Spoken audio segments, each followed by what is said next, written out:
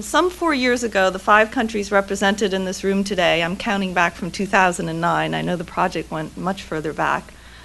So these 5 countries with the critical institutional support of CABI took on an enormous challenge to launch this effort.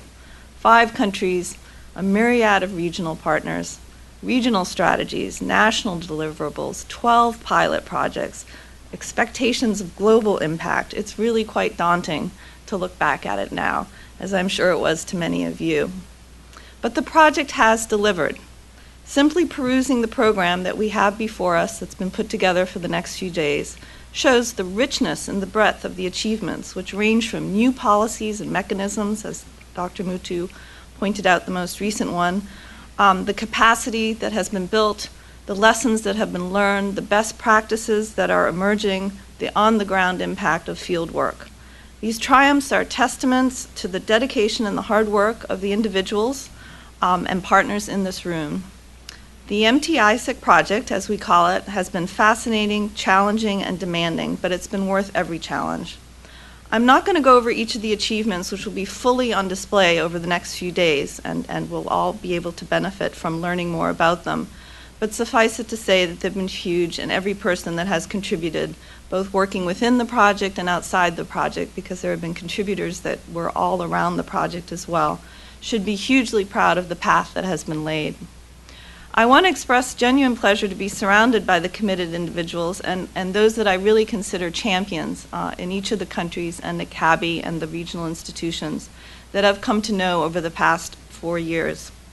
I've been able to visit every one of the countries, some more than once, and I've very much appreciated the hospitality and the learning that came with each visit. I do want to mention some standout experiences, such as conferring with the República Dominicana on the elusive cabritos burros, which will always be in my mind. The TT team acting as a constant and reliable communications conduit between UNEP and Jamaica, since our respective IT teams were never able to connect us. Seriously.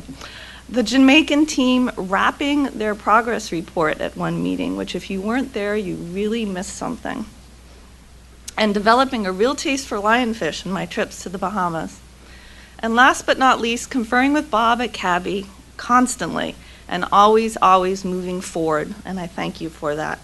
There are many other standout partners, and Bob has mentioned all of them, ICA, USDA, Landcare, and they've all been wonderful partners. Now, while we're calling this a closeout workshop, it is far from that. This is just a beginning, as I mentioned yesterday. The enabling environment has matured, capacity has been built, awareness has grown.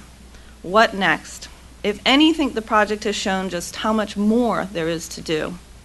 We hear of awareness gaps that need to be addressed, the decision makers that need to be convinced, new invasions, re-emerging invasions, monitoring that's needed to verify controlled invasions, the resources that are needed to address threats and to manage pathways.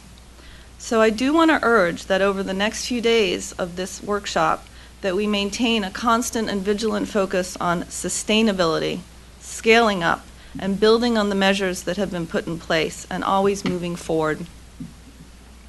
Now, as a representative of UNEP and the implementing agency for the Global Environment Facility, which has partially financed this project, I am going to steal a few moments at this juncture to say a few words on GF6. And I do not want this part of my talk to take away from what Arnie just pointed out, that invasive alien species requires a reliable and sustainable source of financing from government and partners. But since I'm here on behalf of Jeff, I am going to say a few words about the possibilities through that particular channel. As you're aware, the GF is the financing mechanism for the Convention on Biological Diversity, to which you are all parties. They are assisting in delivering the Aichi biodiversity targets. The Aichi targets are 20 ambitious goals that make up part of the CBD's strategic plan for 2011 to 2020. Aichi target number 9 reads, and this is something we're all party to here, by 2020, invasive alien species and pathways are identified and prioritized. Priority species are controlled or eradicated, and pathways are identified and prioritized. Whoops, sorry.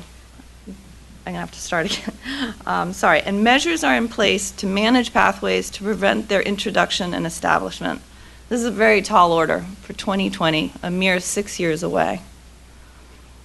As such, under GF6, which runs from 2014 to 2018, there is a particular program that will address and finance projects on invasive alien species.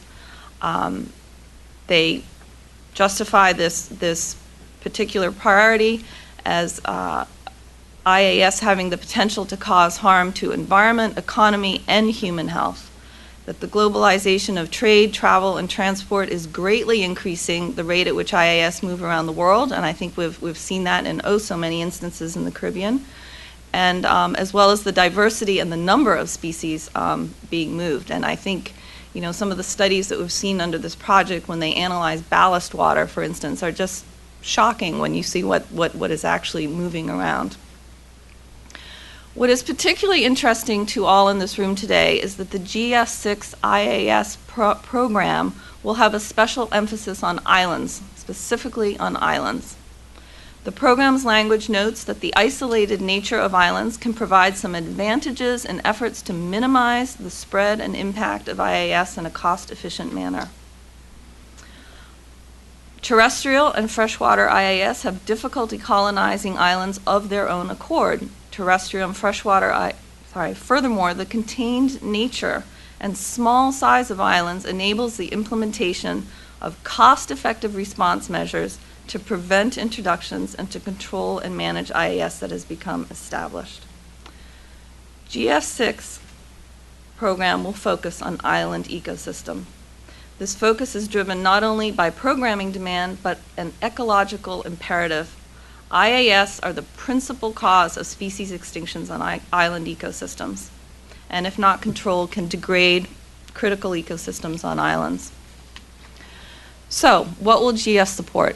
They will support, they're being consistent here, implementation of comprehensive prevention, early detection, control, and management frameworks that emphasize a risk management approach by focusing on the highest risk invasion pathways. So keep that in mind. Targeted eradication will also be supported, but only in specific circumstances where proven low cost and effective eradication would result in the extermination of IAS. And we've been discussing that. Sometimes it's possible, but they're very unique circumstances. I'm not saying it will be easy to access these resources. The countries in this room have already benefited from this particular project.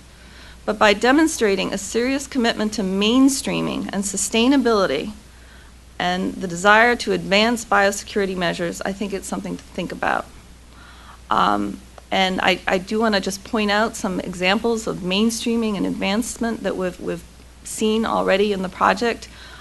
New projects in St. Lucia, for instance, that deal with protected area management are mainstreaming invasive alien species. We're noting coordination mechanisms that are the impetus of governments behind them. We've seen that the leadership in lionfish of the countries involved in this project has been taken up at the regional level. So these are some very good examples of how we've gone above and beyond the project itself. So I would like to urge you to discuss GF6 programming with your departments, your ministers, your stakeholders, and I will commit to advancing support within UNEP and the GF to, and other mutually supportive partners to advance this. I'm here all week. And in closing, let me just say how much I really look forward to all the presentations this week. It's a learning experience for me as well, and it's just wonderful to see all the knowledge being exchanged and best practices that have come out of this project. Thank you.